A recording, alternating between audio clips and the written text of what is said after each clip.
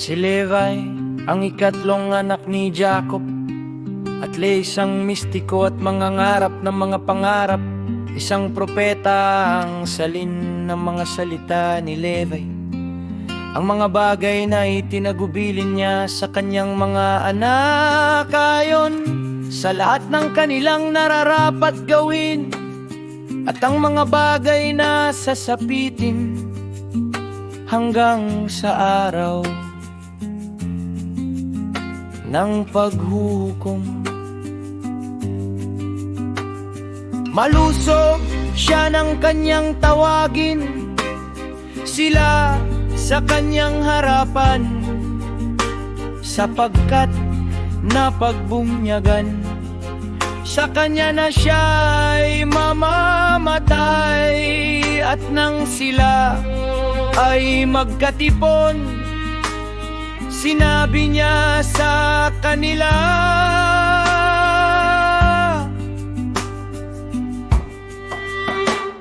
ako si Levi ay pinanganak sa Haran, at sumama ako sa aking ama patungong Shechem.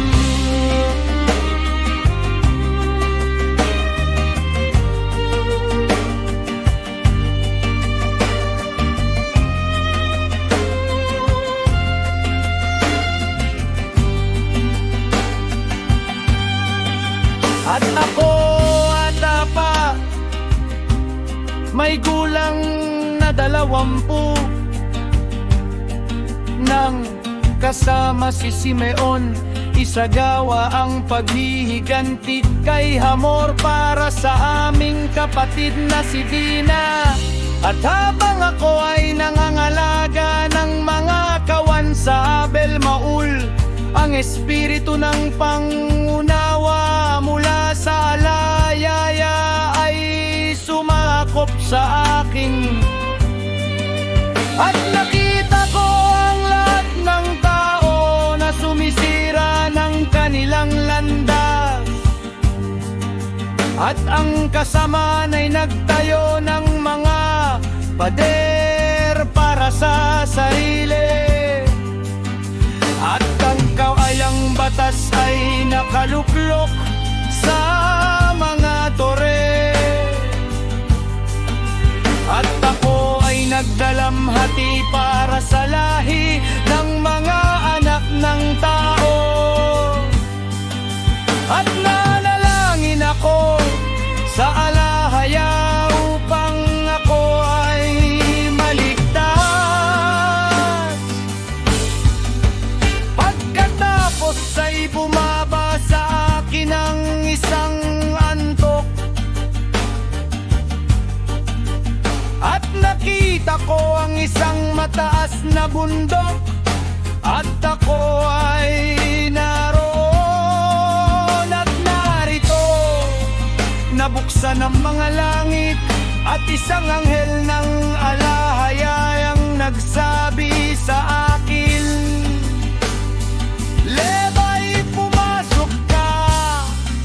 At ako ay pumasok mula sa unang langit, at nakita ko roon ng isang malaking dagat na nangakahandusay.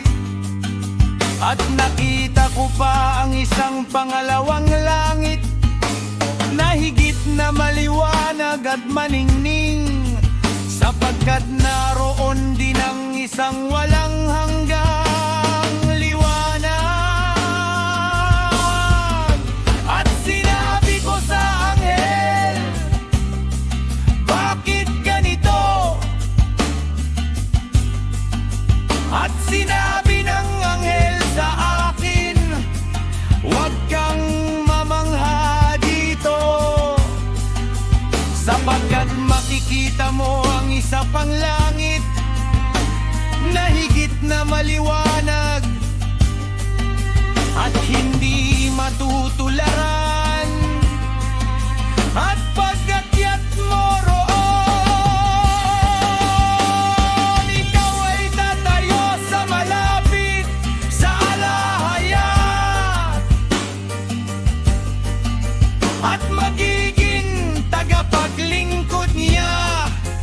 magpapahayag ng kanyang mga hiwaga sa mga tao at magpapahayag tungkol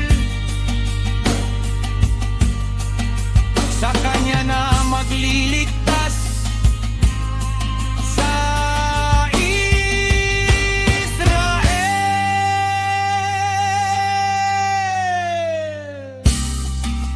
At sa pamamagitan mo at ni Judah ay magpapakita ang alahaya sa mga tao